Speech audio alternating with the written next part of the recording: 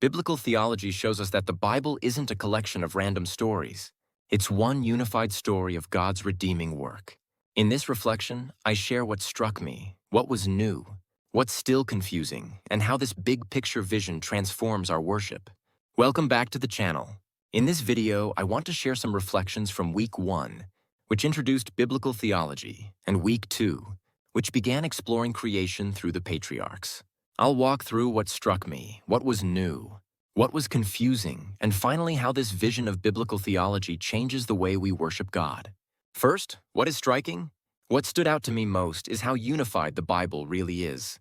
When I grew up reading the Bible, I often thought of it as a series of separate stories. Adam and Eve, Noah, Abraham, Moses, David, and so on. But biblical theology shows us that these aren't disconnected stories. They're all part of one great narrative. From Genesis to Revelation, God is unfolding his plan of redemption. In Week 1, the emphasis was on biblical theology as a way of reading the Bible, in light of the whole story. That's striking, because it means Genesis isn't just about beginnings, and Exodus isn't just about Israel's rescue from Egypt. Every part fits into a bigger framework: creation, fall, covenant, redemption, and new creation. Then in Week 2, when we looked at creation through the Patriarchs, it really stood out how God's promises and covenants build one on top of another. With Adam, we see the fall and the first promise of redemption. With Noah, we see God's covenant to preserve creation. With Abraham, we see the narrowing of the promise to one family, who will bless all nations. What struck me is how these steps create a clear forward movement that eventually points us to Christ. Second, is there anything new? Yes, definitely. One new thing for me was thinking about the covenants as the spine of the Bible story. Before, I would sometimes read the Bible as if it were a spiritual encyclopedia, where each story gave me a lesson or a moral. But biblical theology helped me see that God's covenants with Adam, Noah, Abraham, Israel, David, and ultimately in Christ are like key milestones in one grand journey. It was also new to me to see how central God's presence is in this story. In Eden, God walks with Adam and Eve. After the fall, God continues to pursue humanity. With Abraham, he promises not just land and descendants, but his own presence and blessing.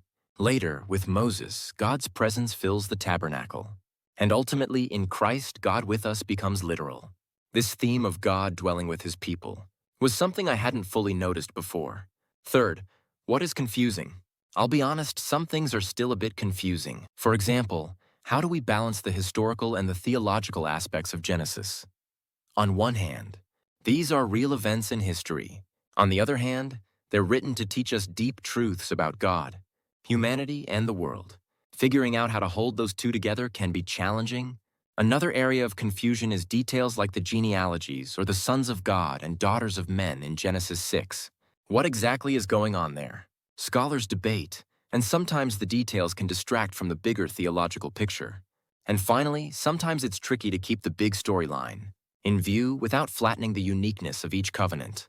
For example, the covenant with Noah isn't the same as the covenant with Abraham, but both point forward to Christ. Holding both the unity and the diversity of the covenants can be hard to grasp.